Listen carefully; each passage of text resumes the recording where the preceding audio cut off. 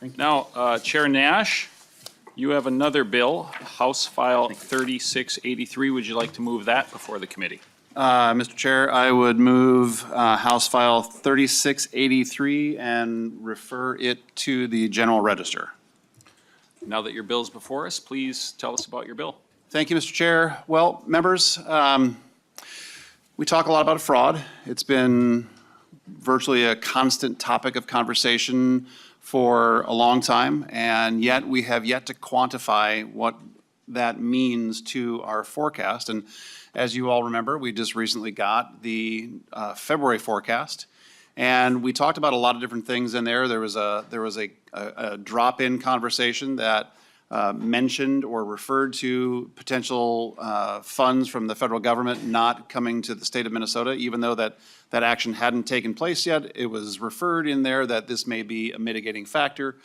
For those that weren't with Chair Cleavorn and I as we built the budget from last year, we got fairly granular in how we built this particular state government bill that we passed last year. We talked about a lot of things. We got all the way down to, I think at times, Chair Cleavorn, tens of thousands of dollars that we were talking through. All of those dollars are included in the forecast that we get both in November and February, sometimes March.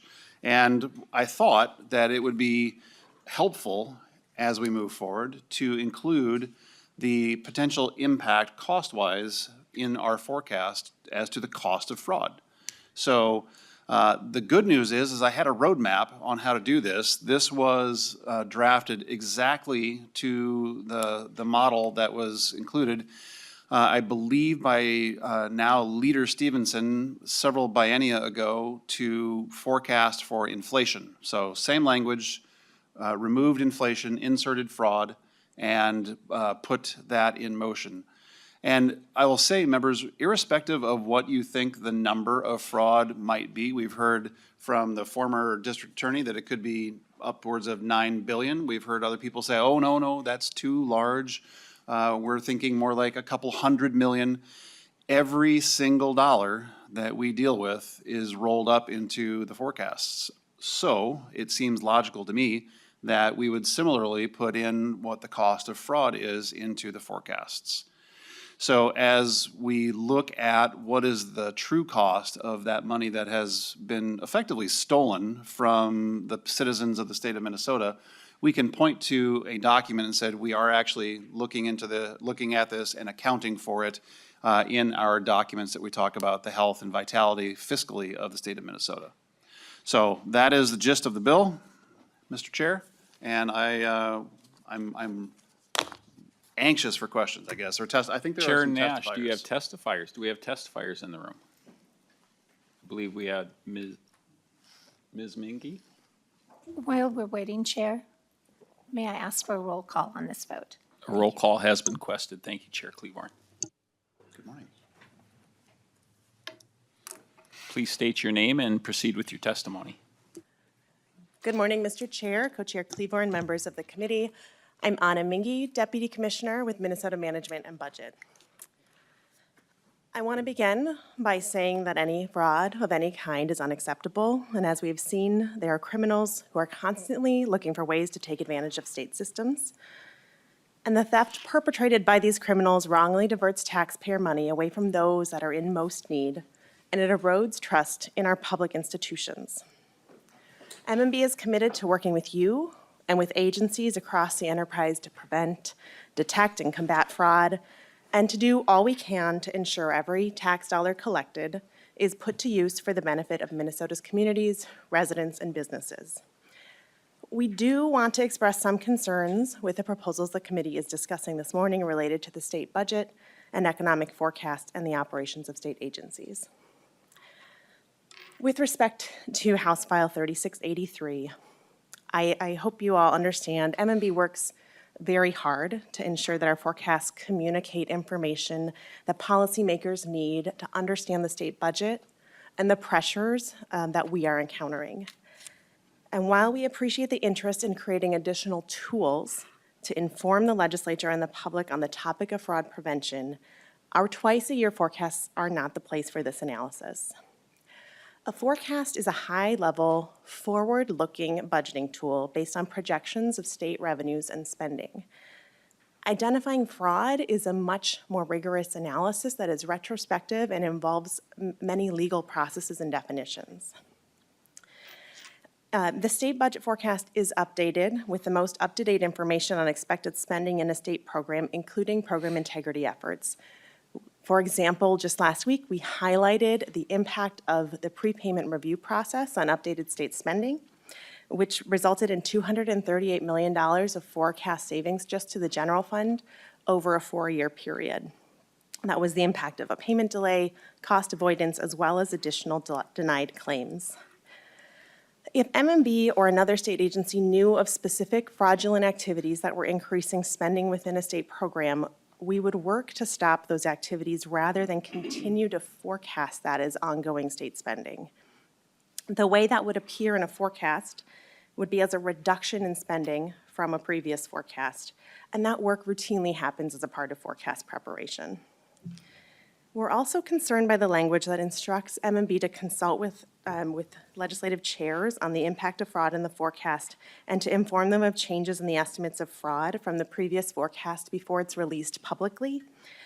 Although current law requires some pre-forecast consultation with legislative chairs and fiscal staff, that consultation has always been limited to forecast methodology and variables, and our reading of this language is that it's distinct and would result in the actual sharing of forecast expenditure data, which is a significant departure from current practice. Sharing a narrow set of data ahead of the forecast release risks politicizing the forecast and really fails to provide policymakers with the broader context the total picture of the budget forecast. So thank you for the time, and I'm happy to stand for any questions. Is there any member of the public who would like to testify? Chair Nash, would you like to follow up Thank you, with Mr. that? Chair. I certainly appreciate Ms. Mingy's commentary. I'll first say that I'm glad that we are finally talking about fraud and its impact monetarily. I think that it is it's seemingly impossible for me to wrap my brain around the fact that we can talk about fraud in even the lowest amounts that some would like to offer up as only a few $100 million. This impacts the health and vitality of our state. It does, and it is not necessarily a backward glance. It is impacting what can be put towards things moving forward. So to say that it's not actually having a play in the future outlook of our state, I believe is a misnomer. We'll be nice there. I think it is absolutely beyond the pale that we would not say that we should begin looking at how does fraud fiscally impact the health and vitality of our state moving forward. Because we just recently heard from DC that there may be a ceasing of money coming to the state of Minnesota, and that was immediately put in as a warning for the state forecast. I think that it's an incontrovertible fact that we've been dealing with fraud. I don't think anybody is now still saying, oh no, there's no fraud, because there is. And the impact of that monetarily must be considered. And anything short of that, in my opinion, Mr. Chair, is negligent, and we should be doing our level best to giving state government direction on how to properly assess the fiscal vitality of the state of Minnesota. And fraud not only has a retroactive cost, it has a long and ongoing cost, because it is also depriving programs of potential dollars that should have gone to the benefit of people who were supposed to be receiving them. That obviously went and was perverted into buying islands and jewelry and other things, as we've seen and established, once again, incontrovertibly. So the lack of that money being sent to people absolutely has a cost that must be accrued and forecasted as an impact. Thank you, Mr. Chair. Thank you, Chair Nash, and two-member discussion.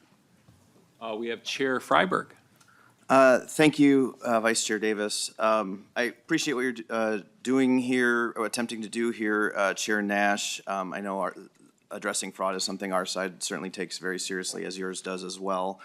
The bill is pretty short. It says and probably the most relevant language is just the new subdivision 1K. It says the forecast must estimate the budgetary impacts of fraud committed against state programs.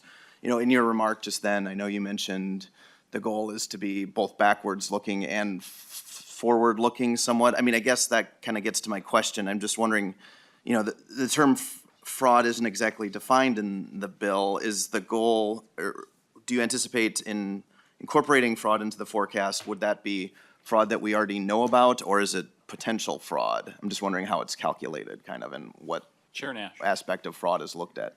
Thank you, Mr. Chair, and Chair Freiberg. I would say that once we begin articulating what that fraud is, as it has by the now former Attorney General for Minnesota, obviously they articulated different programs, different areas, and I will again mention that the mere hint of money not being sent to the state of Minnesota suddenly came onto the horizon in the forecast. So I think that once we begin looking at those, it should be considered before that next forecast. But certainly, once articulated in a number, that has to go into this. So, thank you. Chair Freiberg. Thank you. I don't know if you want to comment further. I just, you said once articulated, it should be incorporated into the forecast. I'm just not exactly sure how you get that articulation. I'm, just having this session and last session has been my first time as a chair of a committee with some budgetary impact.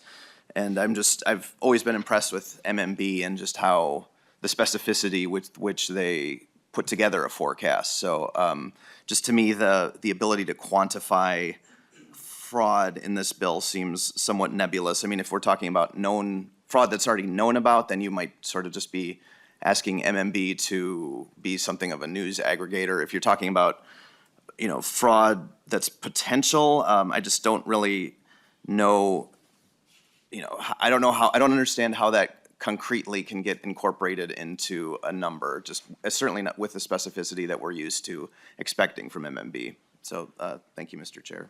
Chair Nash. Thank you, Mr. Chair, and very briefly, so we can move on, I will also point out that in the November forecast, it was mentioned of what the potential impacts of tariffs may or may not be. And each time that they've come back and circled back as to the impact of tariffs, it has been less and less and less. So initially, MMB was fairly convincing that tariffs were going to be deleterious to the economy of the state of Minnesota, and each time they've lessened that number. So I think that in many ways, that was already a news aggregator.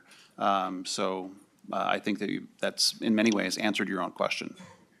Representative Lugar-Nicolai. Thanks, Mr. Chair. Thanks, Chair Nash. I appreciate your desire to have a more granular forecast, and you obviously are a numbers guy, and I 100% get that. In the last 2 months, we've also gone through an additional significant kind of personal and economic trauma in the state. And so I think in the interest of granularity, a question I have is whether or not it would also be necessary to include the effects of, for example, the federal law enforcement action, which resulted in driving students from schools, hampering their learning opportunities, drove people away from coming to work and businesses from even being able to open. Those are also going to cause downstream long-range impacts. Should those be also included in the forecast? Chair Nash. Thank you, Mr. Chair. Representative Lugar-Nicolai, I would say that if you would like to draft a bill, we could certainly have that conversation, but this is relative and directed expressly at fraud. Representative Lugar-Nicolai. Okay, we will go to Representative Bonner. Thank you. First, again, I want to repeat that there is no disagreement in this room by anyone in this room that fraud is abhorrent. Unfortunately, fraudsters have been trying to defraud folks since the beginning of time, and it happens. And certainly for all of us in this room, and I will count myself in that, as legislators, we come here to make a difference, and we allocate money to people who are most vulnerable in our communities. Mm-hmm. And anytime a dollar does not go to those individuals who are most vulnerable, to women, to children, disabled folks, our veterans, that is extremely abhorrent. And so we just want to start with that level set. But my concern is here, I'm trying to think about I'm a numbers person too. So I'm trying to think about how we calculate this and what we do. Now, and there's two parts that I was thinking about. First, if we talk about existing fraud and we use that as a measuring stick to try to potentially determine what we think will be the future. The challenge with that is in the interim, the legislature presumably is not abdicating its authority, and we are in fact making changes to improve process and change the way we do things to sort of stamp out that potential fraud. So I'm struggling with how we use existing, making changes to our programs to eliminate that fraud, and then using that as a measuring stick for what may or may not happen in the future. So there's that part.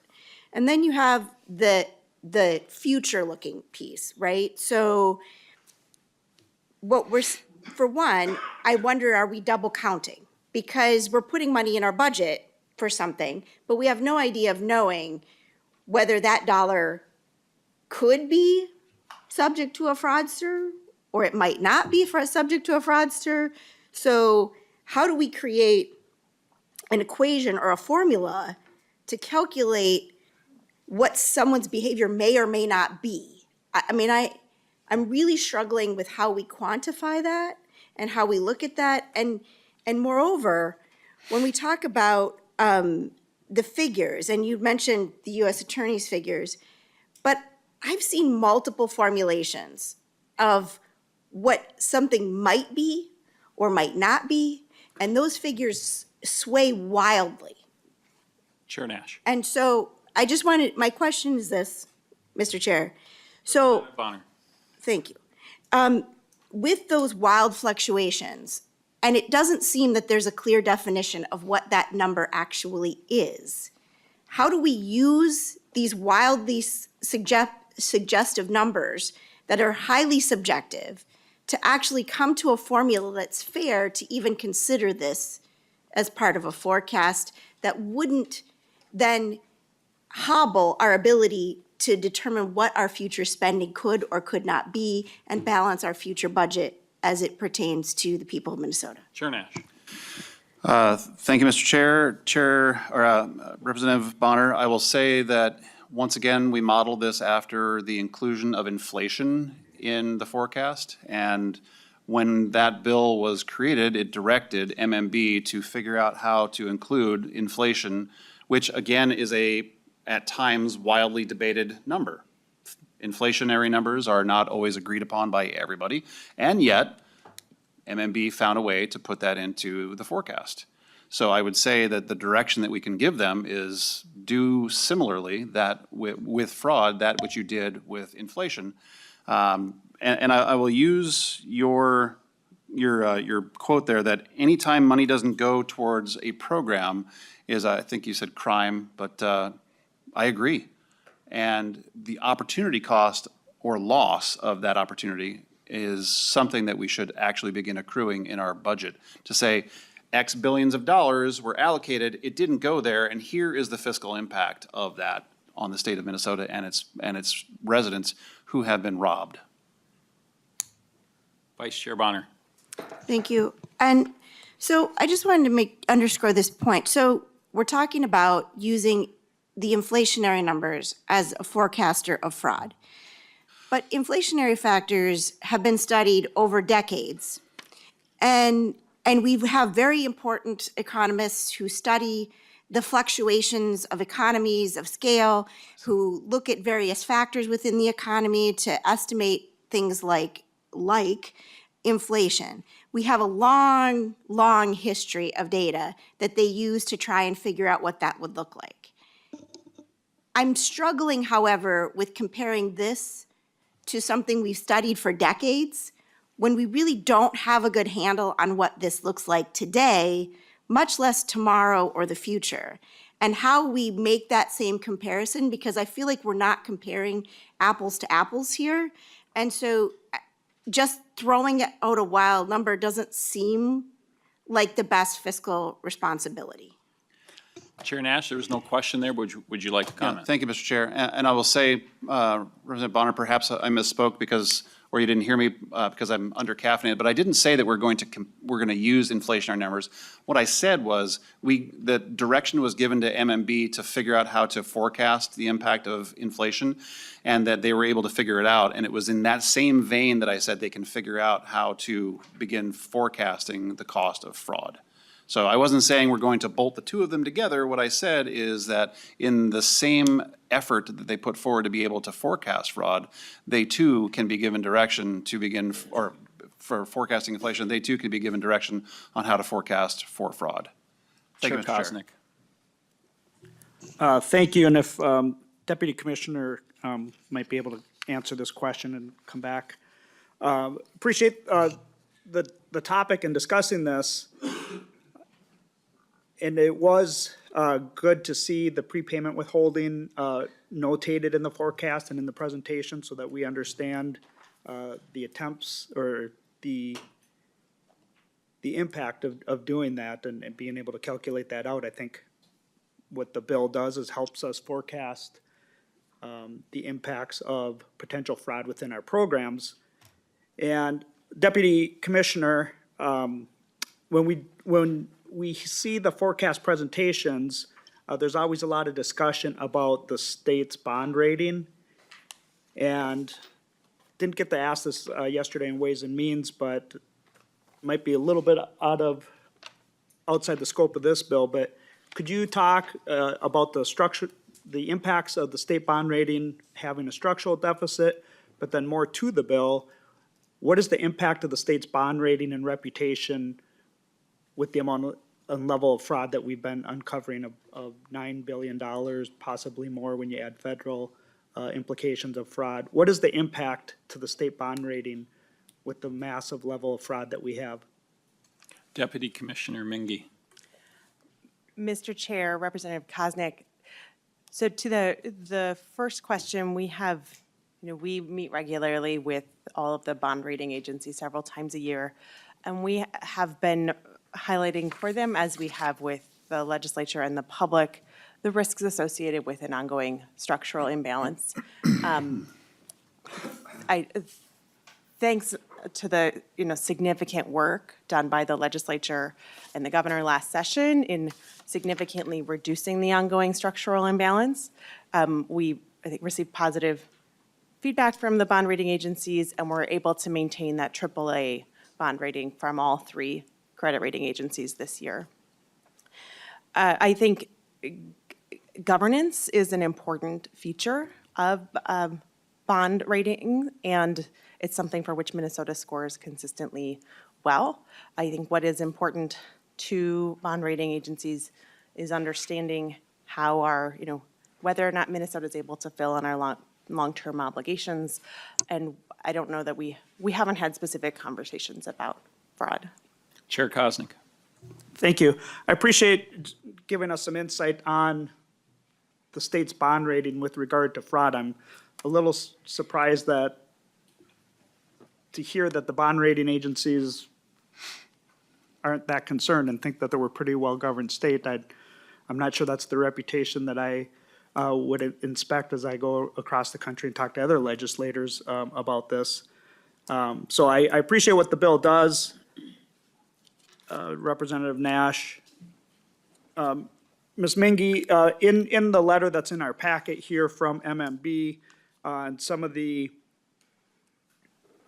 discussing the fraud and maybe some new initiatives on the last page, it says to establish permanent bans on state contracts and grants for individuals convicted of fraud. Is that a new proposal that MMB is suggesting? If I could just ask that real quick. Deputy Commissioner. Yes, Mr. Chair, Representative Koznick, to the extent you're looking at the sort of the list on the third page of the letter from Commissioner Campbell, those are provisions of the administration's anti-fraud package, and more specifics will be coming out sort of in the next few weeks. Chair Koznick.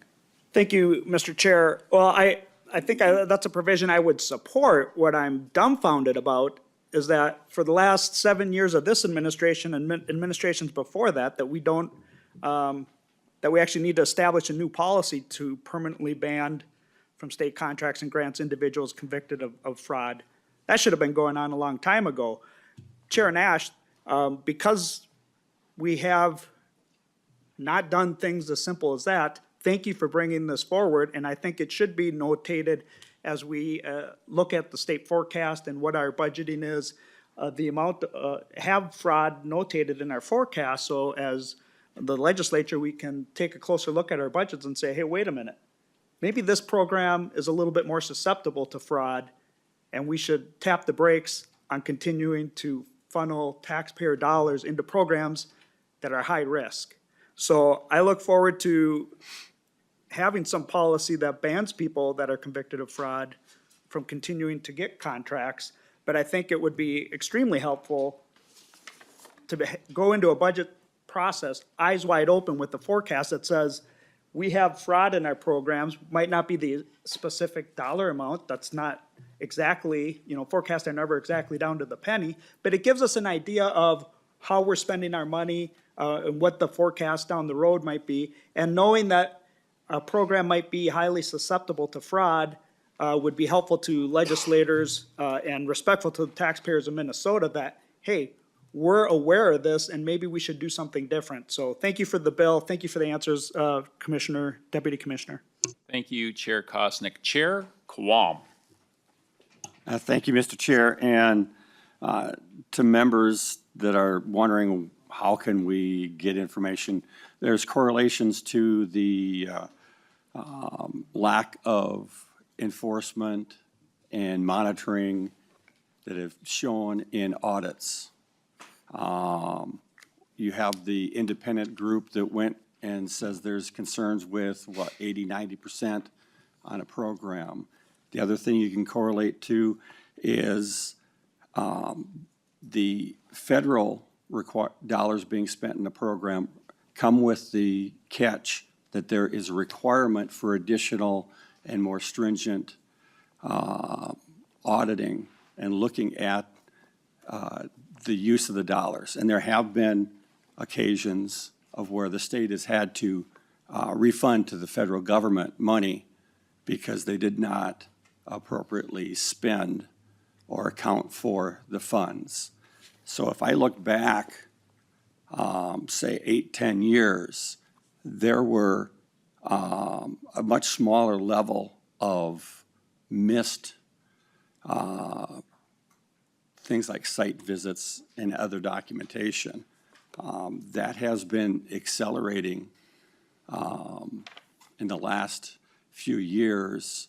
And so if we look at the history of the fraud, we correlate that to the adherence to standard practices, you'd be able to come up with a reasonable estimation plus or minus an amount because there's data there. And any program that has federal dollars spent on it is supposed to have some additional auditing. That hasn't probably been quite as consistent since we let the legislative auditor not be doing all of those, and some outside entities have been involved, and we can look at improving that. But to say that there isn't any basis for doing calculations or estimating a range is naive and incorrect. So maybe because I've been on the Legislative Audit Commission, have seen these audits and have seen the trending from previous audits to recent audits about adherence to standards, I think we can come up with a good ballpark. And of course, that accuracy is going to improve after we initiate, this process. But I have confidence in the competency of the entities being involved in this analysis to at least come up with a reference number and feedback to the legislature. What is wrong with having that additional comment and a projection?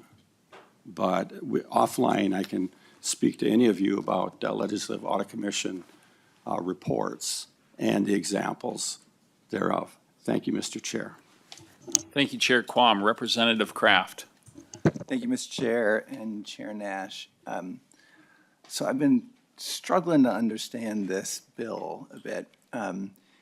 In terms of quantifying what's already happened, we should do that, absolutely. And in terms of, is it adding value to the forecast number if we were to do this?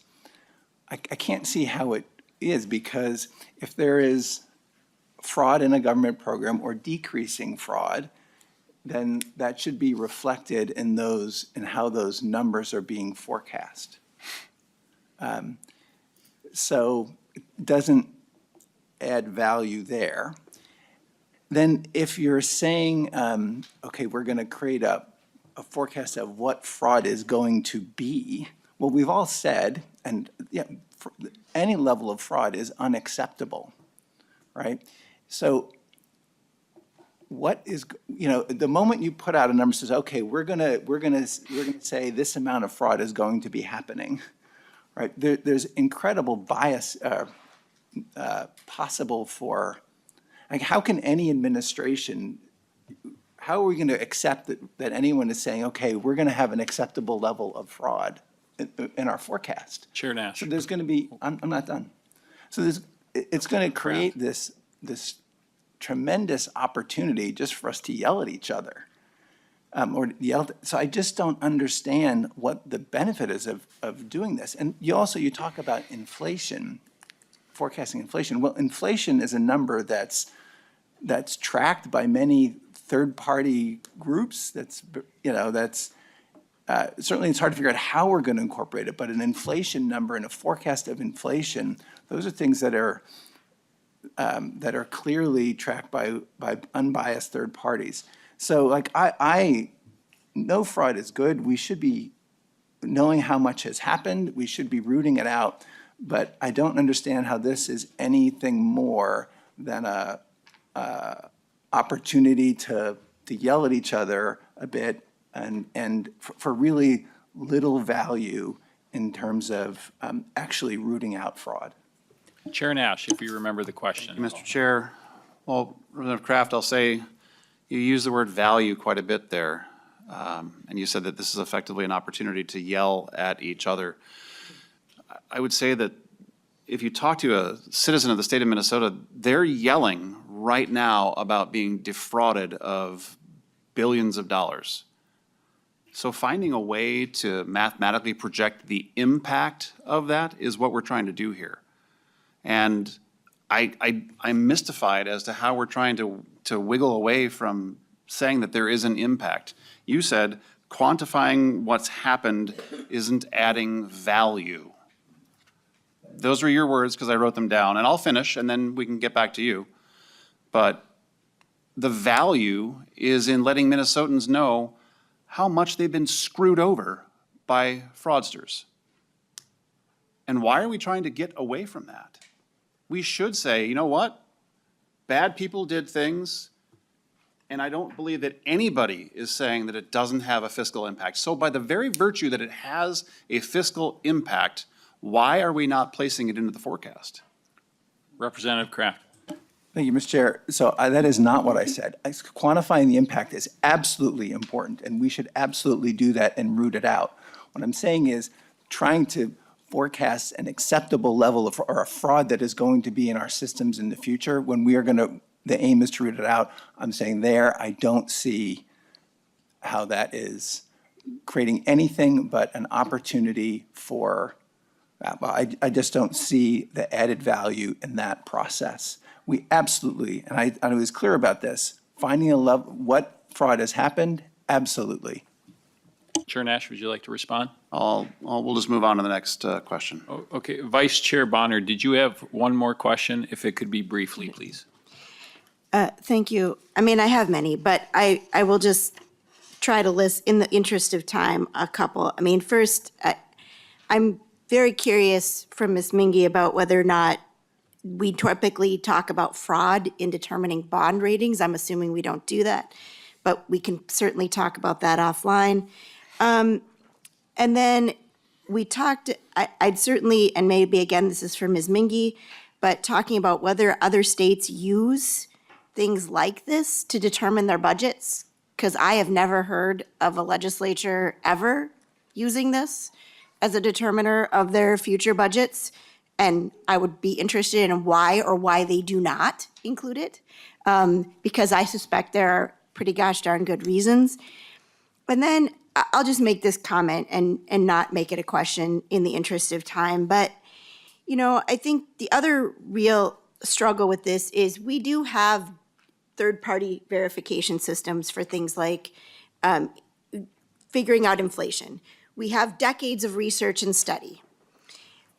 What we're trying to do here is create a formula based on wild projections that we don't know what they are with very little data to really understand what this is. And then we're going to come up with a random formula to do this. But the other part about this is that what nobody in this room has said yet is that the amount of fraud that we have in our programs is very likely tied directly to the decisions we make at this table. And what does that mean? And please, if the audience would be quiet, I will say this. So when we make decisions about a program that we put out there, we put in place specific guardrails in determining who gets that money, who's eligible for that money, what hoops they have to jump through to get that money. And we make choices, and we balance those choices against each other. If our intent is to make sure that people are in a time of great need, we sometimes loosen those controls to make sure people get those dollars in a timely fashion. We did that during the pandemic. And some of what we're talking about here did happen during the pandemic. We loosened those controls because the need was so great. The situations for people were dire. So we loosened those controls. Now we've swung back the other direction, post pandemic, and we have retightened those controls. But every time we tighten those controls, what we also do is we make it really hard for the people who really, really need the aid to get it. So it's always up to us as legislators to determine, do we really want to get the aid to the people who need it, the most vulnerable? Or do we want to loosen those controls, or do we want to tighten it down so hard Rep. that Bonner, those if we folks could who get to need your it can't question. get it? And that is really the point here. And I find this sort of exercise that nobody wants to acknowledge that everyone at this table has a role in that particular equation, and how we then take that and turn it into a formula on whether or not we tighten the controls or don't tighten the controls, whether we make it impossible for somebody to get aid versus not get aid, and they just suffer, is really a struggle for me. And I would hope that we can get at a later date, since we apparently do not have time, to get more answers from Ms. Mingy, for example, on what other states are doing, why they are or not putting this in the forecast, why they are or are not putting these inflation or these factors into determining things like bond ratings, because I don't know of anybody who does To your that. question, Rep. Bonner. That is the point. I will let it go, but I just feel like this bill needs significant work. I certainly appreciate the idea of getting our hands around how much fraud there is and how we address those issues, and specifically the policies that we put in place in this committee, in this body, to prevent fraud, not to forecast it. Chair Nash. I'll save for conclusion. I believe Chair Claiborne may have something to say, and then we can go from there. Representative Joy. Okay. Thank you, Mr. Chair. You know, this administration has ignored procedures and falsified documents. That's what we've seen.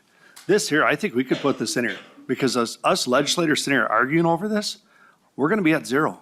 That's our goal. We shouldn't have to worry about what we're going to forecast. They should be able to write this as zero. We're sitting here arguing whether we should put this number in here or not to be transparency to people, to tell them what the effects are. We want to sit here and shadow and say, oh, this isn't, you know, this is going to cost so much work. We got third parties. This whole group sitting here should be happy to know that we're going to move forward and not have fraud. There's going to be some. There's going to be checks and balances. But we just talked about how we loosened the strings over COVID, and then we tightened them back up. Sure did. $9 billion later, looks like we really tightened it up. I think this is a great bill, Representative Nash, and I look forward to voting yes on it. Thank you. Thank you, Representative Joy. Chair Cleaborn. Thank you very much, and I always love state government. We have a robust conversation on everything, so it's awesome. Chair Nash, I appreciate what you're trying to do. I just want to say that. But if you will look at lines 2.5 to 2.11.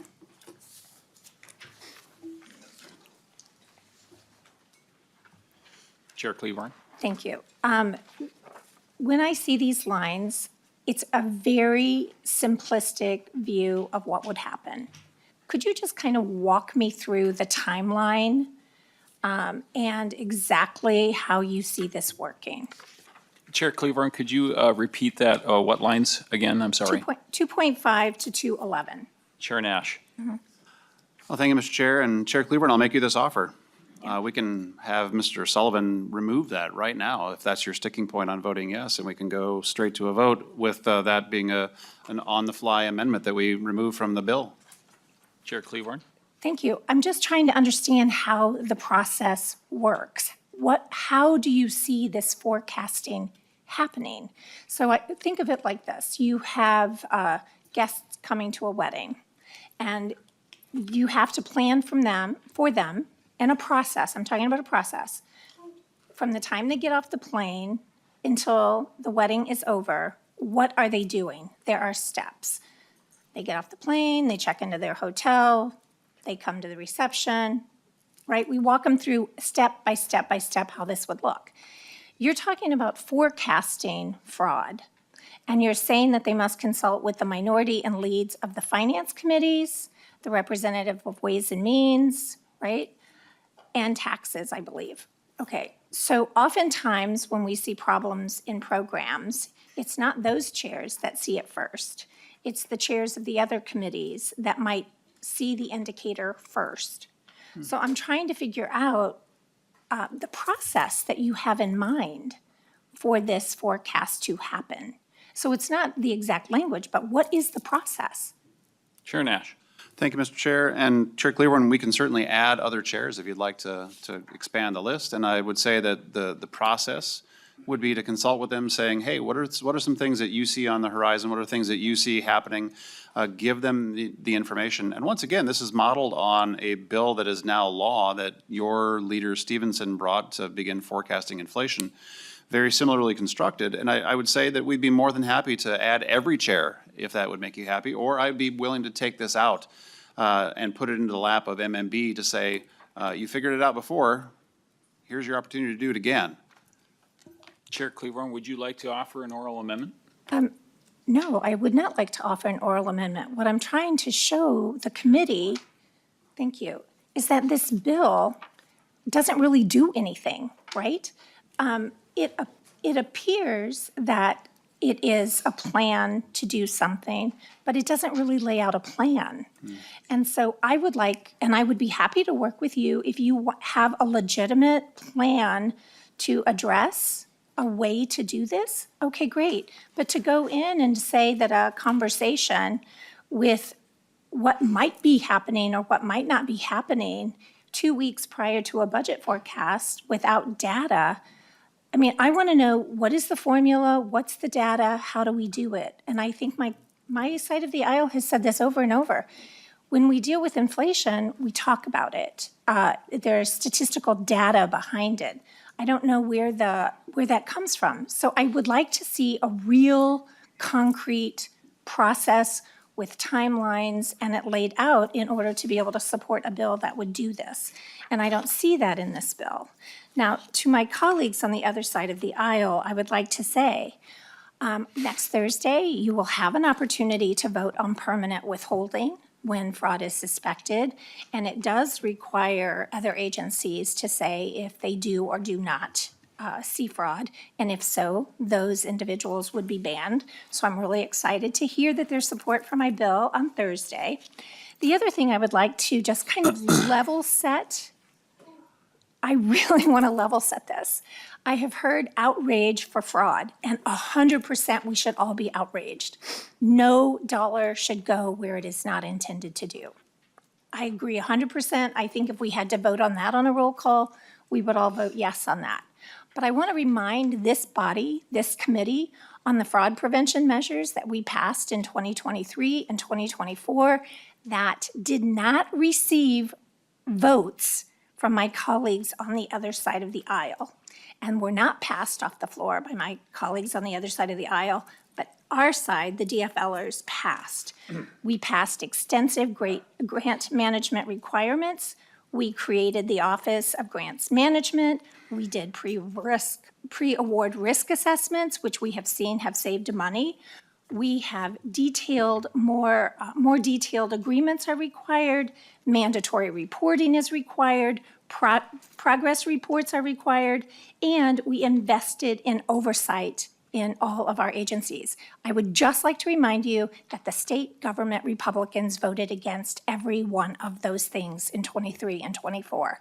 The very things that prevent fraud are voted against, and the very things that politicize fraud are voted for. Thank you. Members, I'm going to ask for a no vote.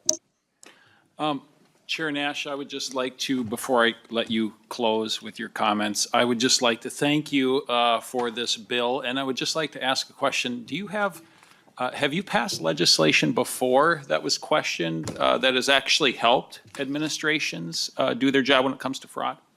Well, thank you, Mr. Chair. You stole some of my closing thunder. It was in this very committee last year where I was told that my House File 3 was a bill that did nothing. And yet, if you talk to, as I did in my office with MMB, they actually came back and said, this actually is very helpful. And it turned out from a bill that did nothing to a bill that became bipartisan. So apparently, sometimes bills that do nothing, folks change their mind about that. But so thank you, Mr. Chair. And I will close because we have Representative Niska on deck here. But to Representative Bonner, I will say that you said that other states aren't doing this. Other states aren't looking at the amount and level of fraud that we have in the billions of dollars. And that, members, is not the type of Minnesota exceptionalism that I think that we all wake up thinking, ooh, I want to represent that in the legislature. That's not what we're doing. And I will close with this. You know, I had an opportunity a while ago to be in a parade where the Budweiser Clydesdales were in there and they were pulling their wagon. And I think the comparison that I would make is that the Budweiser Clydesdales were encumbered with blinders, and I would encourage you not to be. I know that Chair Cleaborn has requested a roll call, so I will renew my motion that House File 3683 be referred to the General Register, and I believe a roll call was requested. Chair Nash, you renew your motion that House File 3683 be recommended to be referred to the General Register. I will have the CA take the roll. Chair Nash. Nash votes aye. Representative Cleaborn. Cleaborn, no. Representative Davis. Aye. Representative Bonner. No. Representative Anderson. Anderson, aye. Representative Clardy. No. Representative Freiberg. No. Representative Jones excused. Representative Joy. Thank you, yes. Representative Kosnick. Aye. Representative Kraft. No. Representative Lugar Nicolai. No. Representative Quam. Yes. Representative Sexton. Yes.